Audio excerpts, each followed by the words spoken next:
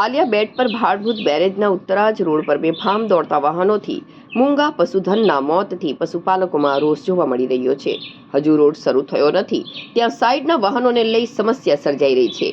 Road નીચે અંડરપાસના બનતા road પર પશુધન લઈ જતા કબીલાવાસીઓ તેમજ આજુબાજુના ગામના ઢોર ઢાંખરને છાસવારે અકસ્માત નડી રહ્યા છે. આલિયા બેટ પર હાલ ભાડભૂત બેરેજ યોજનાની કામગીરી પૂરજોશમાં ચાલી રહી છે, જ્યાં હાંસોટના ઉત્તરાજ પાસેથી બેરેજની કામગીરી સ્થળ સુધી પહોંચવાનો પાક્કો રસ્તો બનાવી દેવામાં આવ્યો છે, જેથી સાઈડના વાહનો સરળતાને આવાગમન કરી શકે. જો આજ રોજ બેરેજ બન્યા બાદ હાઈવેમાં પરિણમશે એ પૂર્વે હવે સ્થાનિક પશુપાલકો માટે મોટી સમસ્યા ઉદ્ભવી રહી છે. અહીં ફકીરાણી જત કબીલાવાસીઓ વસવાટ કરે છે અને મુખ્ય વ્યવસાય પશુપાલનનો છે, તો આજુબાજુના ગ્રામજનો પણ આ વિસ્તારમાં પોતાના ઢોર ઢાંખર લઈ આવતા હોય છે.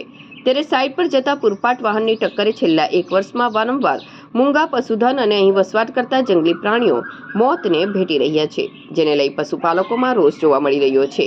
તેઓ ટક્કર મારી ફરાર થઈ જાય છે. આવી પરિસ્થિતિમાં કોને ફરિયાદ કરાવી તે પણ પ્રશ્ન ઉદ્ભવી રહ્યો છે. રોડ બનાવી દેવામાં આવ્યો છે, જો કે અહીં રોડ નીચે કોઈ અંડરપાસ, નાળા કે પાણી નિકાલના માર્ગ પણ ન બનાવતા પશુઓ રોડ પરથી પસાર થવું પડે છે.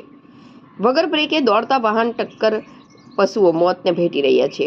બીજી તરફ આમલાખાડી પાણી નર્મદા નદીમાં જતું અટકી જતા તે હવે આ રોડની આજુબાજુ ભરાવો થઈ રહ્યો છે, જે પાણીના નિકાલનો રસ્તો ન કરવામાં આવતા આગામી દિવસોમાં વધુ એક સમસ્યાને લઈ સ્થાનિક કબીલાવાસીઓ દ્વારા આ અંગે આવેદન પાઠવી માર્ગ કરવા માટેની માંગ કરવાનું મન બનાવ્યું છે.